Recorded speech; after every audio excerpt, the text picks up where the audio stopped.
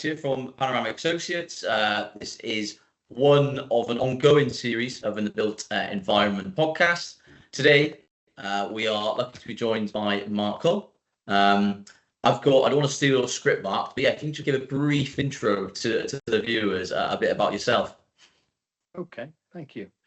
I suppose I've got a fairly traditional start to being involved in economic development and regeneration, in as much as I did a planning degree an awful long time ago. From there, I actually worked in a planning department for a few years for Cheshire County Council before joining its newly created economic development department. So I suppose it was at a time when economic development, if not brand new, was starting to develop as a sort of a separate entity from planning, from which a lot of that work came from. And I spent some time there before getting into regeneration at Manchester City Council, again, a long time ago now, right at the outset of the competitive bidding for regeneration funding, which I think drove a lot of the regeneration activities in the 90s, noughties and beyond. So essentially started in planning, moved into economic development for a few years before getting into regeneration. And I think that's where the sort of traditional elements of my career probably started to morph into something slightly different, in as much as from Manchester City Council, I went into private sector consultancy, working for a company called DTZ Paida Consulting, which were essentially economic development and regeneration consultants, mainly working for the public sector, and did that for a few years to get sort of a different perspective on regeneration from a private sector perspective. And then from there, I went and joined the Coalfields Regeneration Trust, which was the first grant-giving regeneration trust in the country, helped set that up, and essentially moved into the third sector for a few years before moving back to local authority work, where I did the vast majority of my remaining career at a number of senior roles, from head of service through assistant director, through director into executive director, with my last permanent role being as executive director for regeneration at North East Lincolnshire Council. And it was at that point I moved into the world of interim work, and essentially have been doing that now for around about 11 years in a variety of different local authorities, from Aberdeen City Council in North right through to Herefordshire Council in the south. Also worked in London, East Anglia, and a number of different areas and local authorities across the country. So essentially started in local government, then worked in the private sector and the third sector before coming back into local government before moving on to interim work. No, brilliant. No, I'd remind myself of your CV before we're jumping on this call, and it was over 35 years experience with sort of London, Midlands, Northwest, across the place, an environment director in operational project capacity. So we'll also touch upon what that means for you, how to enter the interim market. But I guess first of all, what inspired you in the beginning stage of your career to go into planning? Was it by chance, or was it your burning desire where we don't always it doesn't always go to plan, does it? Yeah, I think it was largely because my father, who was a local authority councillor, was essentially chair of the committee at the authority where he represented his area constituency on what was Wansdyke Council there many moons ago. And I think he was very keen and actually opened my eyes to some of the opportunities and prospects in that particular area. So I think, as I say, I think I have to put it down to my father. I think when Always I destined. well, No other choice. yes. I mean, as I say, it's a very odd, I never dreamt of being a town planning officer. But I think it was circumstance and the fact that my father it was a big part of his world, albeit as an elected official rather than an officer. Brilliant. No, as from that, it's then grown legs, and as we just touched upon. So as we know, across the council, everyone's different agendas, goals, restrictions. If it'd be helpful just to kind of an insight, from your exposure to different services. What have you learned, mainly working across a magnitude of councils, as you mentioned earlier? I think what you learn is both in terms of the range and number of local authorities, but also the number of years you work in, is that there's very new things that you come across that you haven't experienced before, in terms of issues, challenges, problems, solutions, and essentially what you also learn is things tend to go round in patterns. So some of the things I saw at the beginning of my career went out of fashion midway through the career, and then went back into fashion towards the back end of it. So I think essentially most local authorities are facing some of similar challenges. Obviously, a key one of those is financial issues. How do you continue to offer and meet the demands of residents whose aspirations for high quality services seem to increase at a time when their desire to pay for them seems to be ever decreasing? It's the classic more for less. And at a time when local government and national government are facing austerity, and it seems like that has been the case for decades rather than it being a comparatively new issue. And as I say, that constant challenge of ever increasing demand for services, particularly in social services, children's services, adult social care, which is ever reducing the amounts of money available for the services that I was largely responsible, be that regeneration, transport, environment, waste collection, the things which actually people see and associate traditionally with local authority and local authority services. So less money, but people wanting more, I think is a key challenge. And I really resonate. We're always ever evolving. Like, during my time in recruitment, we're now coming to the AI age, where when I first started, it was folder, pen, good old fashioned. So I think everyone needs to kind of adapt that way. So, I can imagine across your career, there's been some wins, there's been some learns, a constant cycle. Is there one thing that kind of stuck in your memory that you're most proud of? I think some of the things I look back on with most pride are the sort of physical regeneration schemes which I help instigate and in many cases deliver.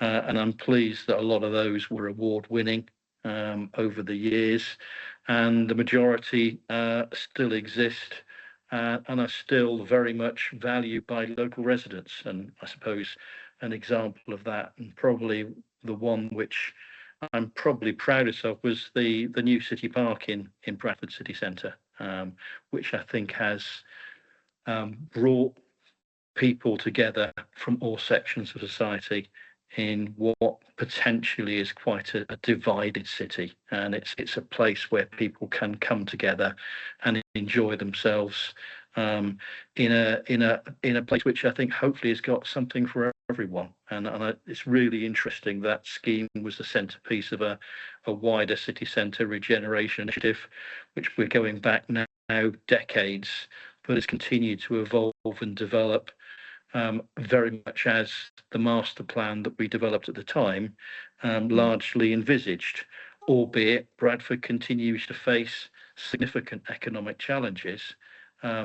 but at the same time, I think has kept at the regeneration process in a way which successful places like Manchester have done over decades, because what you learn about regeneration and development is that it's not a quick fix, and it's not something that essentially will always deliver short-term solutions to some of the longer-term challenges.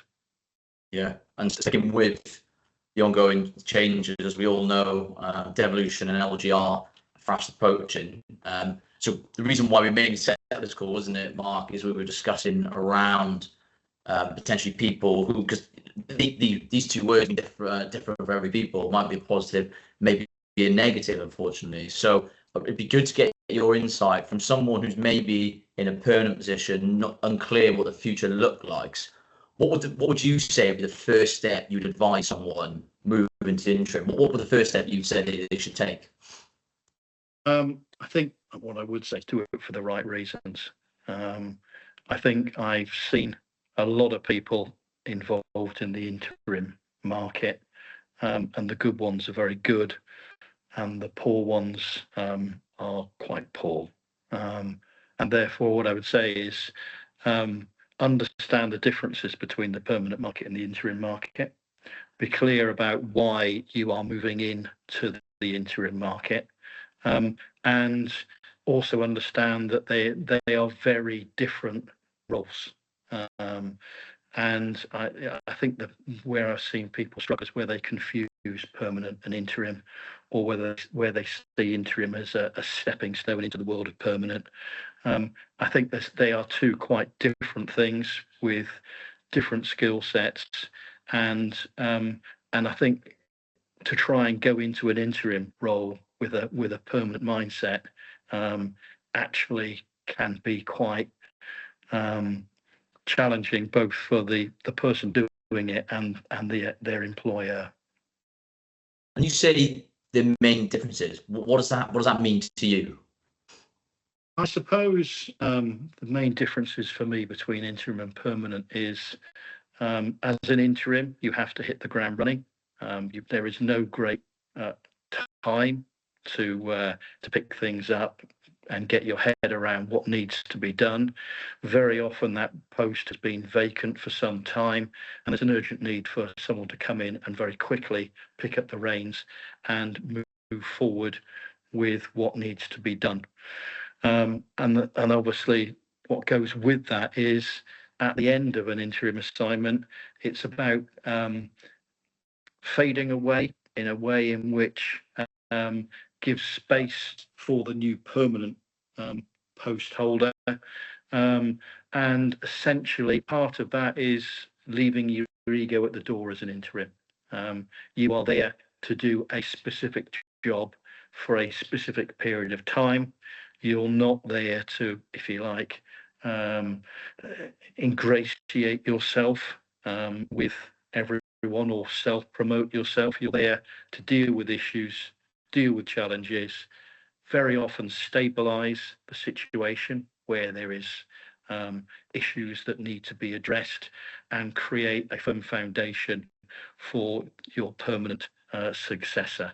And I think that sounds quite simple, but it's amazing how few people, how often I see that that's not the case when someone has been an interim in a particular role. Yeah, so true. I think it's with me years ago.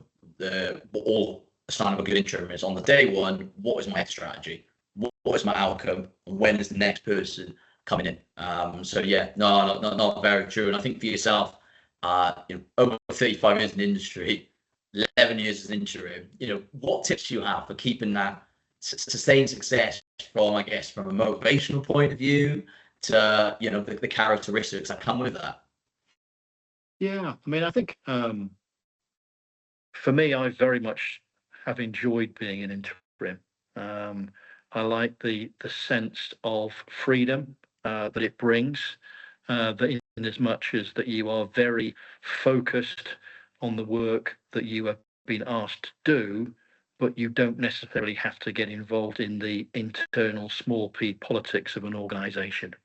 And I think after 30 so years working for big organisations in permanent roles, I was actually more interested in getting back into doing the day-to-day technical work than I was in terms of the small p. And I say small p because big P politics are part and parcel of working in local authorities, but it was the office politics that essentially I had enough of after 30 years, and therefore the freedom to come in to do a specific job, free of a lot of that office politics was particularly attractive. And so I think, you know, there are a lot of upsides to being an interim.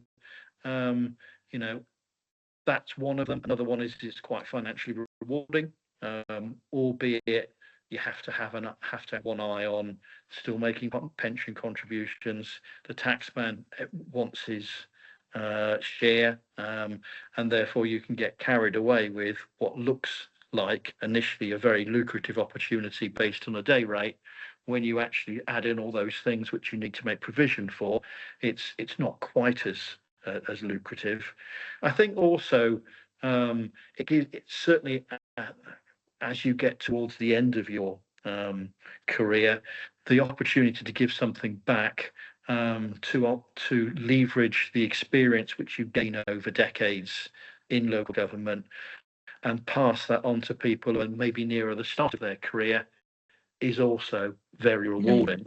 And I have to say, and it's bizarre, the fact that as an interim, you tend to be listened to far more than if you are a permanent member of staff. I've never quite understood it, but essentially it's also quite rewarding. Whereas, you know, and it feels counterintuitive, but very often as an outsider coming into an organisation for a limited period of time, I have found that people will listen and very often will act on advice that is given. Although again, coming back to what makes a successful interim is you have to let go of whether or not people act on your advice. It's tricky, isn't it? First of all, coming across, I can imagine internal frustration because that's all you've known. But as you say, sort of come from, you just got to be neutral, give your suggestions, and then see. You know, that's all you can do, right? But I can imagine it's frustrating. And I think, you know, if you've been a permanent for a long time, you get very wedded to, you know, people must listen to this advice and must act on it. I think successful interims understand that their job is to give advice based on significant experience, very often at a large number of other authorities, but you have to let go of whether or not people take that advice. And it's the classic, you can lead a horse to water, but you can't make them drink. And also you have to accept that the downside of being an interim is people see you as here today, gone tomorrow. And therefore although you're often listened to, there is a degree of, well, they're not going to be here to deal with the implications of the advice they're given. And I think that's important how you approach both giving advice and listening to the issues within an organisation with a degree of humility. And I think humility is maybe another key element of a successful interim.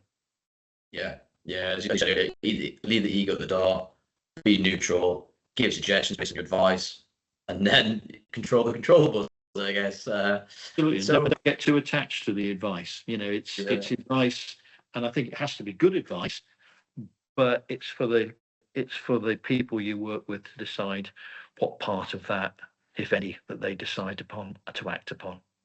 Yeah, absolutely. And on that, I guess what, you know, we all learn, you know, once we're going through careers, we all make mistakes. What piece of advice would you give yourself if you could go back in time? Yeah, that's an interesting one.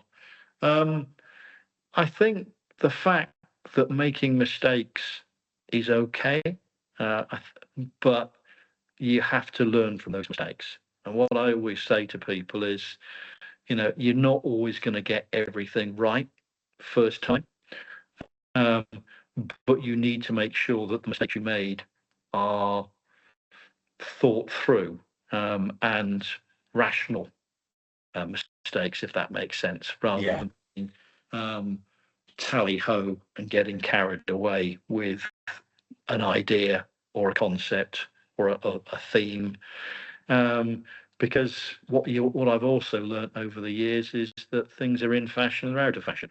Just because something is in fashion doesn't necessarily mean it's the right thing to do. It just means it's in fashion that decade. And I think if we look back on maybe the 60s or 70s or 80s or 90s, mistakes were made because people got carried away and they believed that the latest fashion was the answer to everything. And I think actually, very often some of the fundamental issues about planning, about thinking things through, about learning lessons from the past, and about being prepared to evolve and modify projects and ideas in respect of the experience of delivering them has been really important. So I suppose my advice to a younger self would be along those lines. Yeah. And staying on that point, as you referred to earlier, you know, the financial aspect of local authority, the capital revenue is not as healthy as they were. So what I'm finding is some councils are being a bit more hesitant in their approach, and you know, I can really understand why. I guess from your perspective, you know, you've worked across a wide range of areas from in terms of local authorities, but also the directorate, alongside kind of financial savings and the, you know, devolution and LGR are coming in. What of the priorities do you feel local leaders should be focusing on to drive as much projects forward as possible? Yeah, I mean, I think, and it sounds a bit of a cliche, but keep it simple, stupid is a really good piece of advice.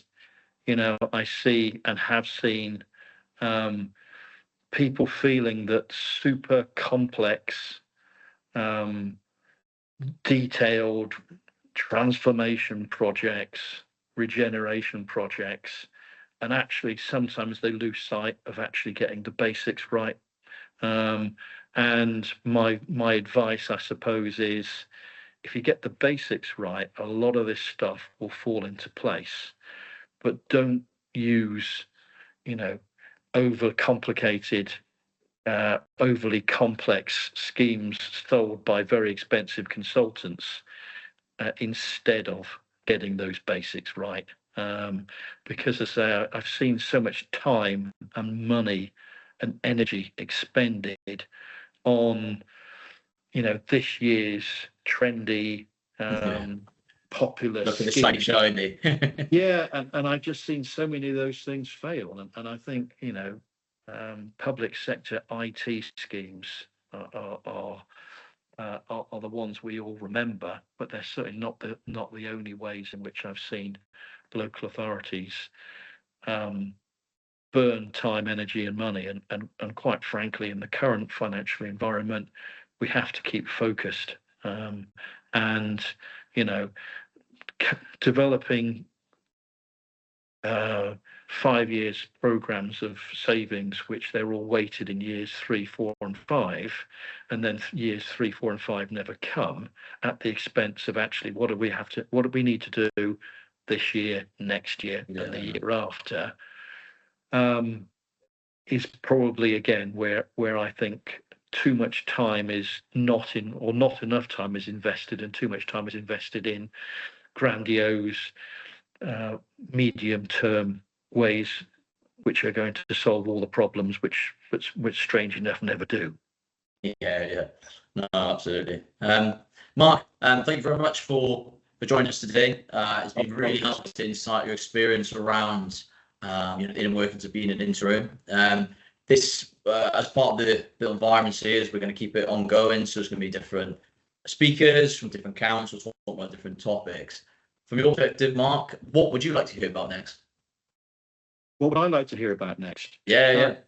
I mean, I think it's always good to hear from practitioners that have done new and interesting things.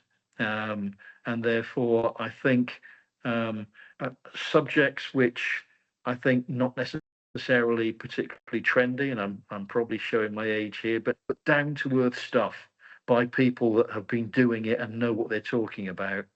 And again, I'm always minded, people selling simple answers to complex problems are probably not the ones you want to listen to. Complex, difficult problems require, properly thought through and cohesive answers. Amazing. Well, watch your space. Thanks again, Mark. Appreciate it. Good to speak to you. Cheers, Alex. Bye now.